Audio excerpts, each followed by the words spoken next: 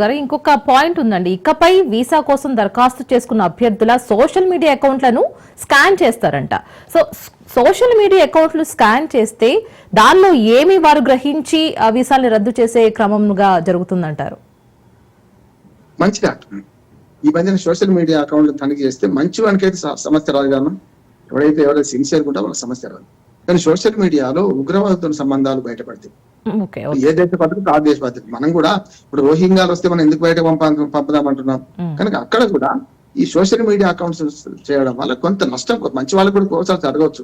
ఎవరైనా ఒక phone number దొరికింది అనుకోండి, జరిగింది మొన్నటిదాకా అది జరిగింది. ఎవరైనా ఉగ్రవాదికి సంబంధించిన ఫోన్ నెంబర్ దొరికింది అనుకోండి, ఎవరైనా మనం మామూలుగా తెలియక క్లిక్ చేసాం అనుకోండి, వాళ్ళ భవిష్యత్తు నాశనమయ్యే ప్రమాదం ఉంది. కనుక దాని జాగ్రత్త. కత్తితో కూరగాయలు పోయొచ్చు, మెడకాయలు పోయొచ్చు. ఈ నిబంధనల పేరు మీద మనం ఏం చేస్తున్నామని ట్రంప్ ఆలోచన చేయాలి. సోషల్ మీడియా అకౌంట్ సెట్ చేయడం అంటే తీవ్రవాదంతో, ముఖ్యంగా ట్రంప్ మనకు కమ్యూనిస్టులకు వ్యతిరేకం. అందుకని ఆయన ఏమన్నాడు, హార్వర్డ్ విశ్వవిద్యాలయం రాడికల్స్ ను పిచ్చివాళ్ళని తయారు చేసే కంపెనీగా మారింది యూనివర్సిటీ అన్నాడు.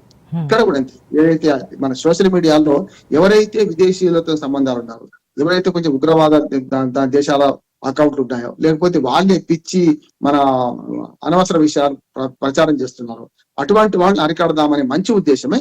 కానీ ఒక్కోసారి మంచి వాళ్ళకి నష్టం కాకుండా ఆ బ్యాలెన్స్ మెయింటైన్ చేస్తే మంచిది అంటున్నాను. సోషల్ మీడియా అకౌంట్లు చేయడం కూడా మంచిది అంటారు. చాలా వరకు సోషల్ మీడియా ద్వారా తీవ్రవాదులు చూస్తున్నాం కదా. మన భారతదేశంలో మన పహల్గాం సంఘటన తర్వాత మనకు డైరెక్ట్ వాట్సాప్ కాల్ ద్వారా అమెరికా మన పాకిస్తాన్ తో సంబంధాలు పెట్టుకునే సందర్భాలు చూస్తున్నాం కదా మనం తీవ్రవాదంతో. కనుక ఒక టెక్నాలజీ మంచికి మనకు వస్తుంది, చెడుకు మనకు వస్తుంది. ఎప్పుడు చెప్తున్నారు, కత్తితో కూరగాయలు కోయొచ్చు, మెడకాయలు కోయొచ్చు. కోసేవాడికి తప్పు, ఆ కత్తి తప్పు కాదు.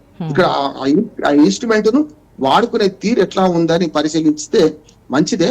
దాన్ని కొంచెం అమాయకులు నష్టపోకుండా, ఎవరైతే మనకు మంచివాడు నష్టపోకుండా ఆ చెక్స్ అండ్ బ్యాలెన్సెస్ ఉంటే మాత్రం ఆ నిబంధన, సోషల్ మీడియాను కట్టడి చేసే నిబంధన, లేకుంటే వాళ్ళ అకౌంట్స్ చెక్ చేసే నిబంధన మనకే మంచిదంట. అవును. సో ప్రెసెంట్ ఈ వీసా రద్దు స్టేట్మెంట్స్ ప్రతి భారతీయుల్లో, అందులో తెలుగు వాళ్ళల్లో ఆందోళన కలిగించే విధంగానే ఉన్నాయి. సో వాళ్ళకి సందేశం ఇచ్చేలా కంక్లూజన్ ఎలా ఇస్తారు? గతంలో శోభనబాబు హీరోగా సినిమా వచ్చింది కన్నవారి కళలు అని. నేనేమంటున్నా, అమెరికా కన్నవారి కళలు అంటున్నాను. అంటే కన్నవారి కళలు అమెరికా వైపు చూస్తున్నాయి. దయచేసి మీరు ఆలోచన చేయండి, ఉన్న చోటనే ఉండే ప్రయత్నం చేయండి. మన వాళ్ళు అక్కడికి పంపించిందనుక, అంటే నేను అందరి ద్రాక్ష పండు పొలాలు అంటలేడు. కొందరు మధ్యతరగతి మిడిల్ క్లాస్ వాళ్ళు కూడా చాలా కళలు అంటున్నారు. వాళ్ళు తప్పు కాదు, వాళ్ళందరూ పోయింది కదా, మేము పోతే తప్పేంది అని చెప్పి. కానీ కొంచెం ఆ కళలను తక్కువ చేసుకొని అమెరికా వైపు చూడకుండా ఇతర దేశాల వైపు చూడండి. నెంబర్ 1. మొట్టమొదటి మన దేశంలో ఉండే ప్రయత్నం చేయండి. మన దేశంలో అవకాశాలు పుష్కలంగా ఉన్నాయి. తక్కువ జీతంతోనే మన దగ్గర తృప్తిగా బతుకుదాం. తల్లిదండ్రులుగా ఉండే అవకాశం వస్తుంది. చాలా మంది తల్లిదండ్రులు చనిపోయిన తర్వాత వారానికి 10 రోజులకు రాలేకపోవడం, లక్షల రూపాయలు ఖర్చు అవుతుందని అంత్యక్రియలు కూడా ఆధారగాని పరిస్థితి చూస్తాం మనం.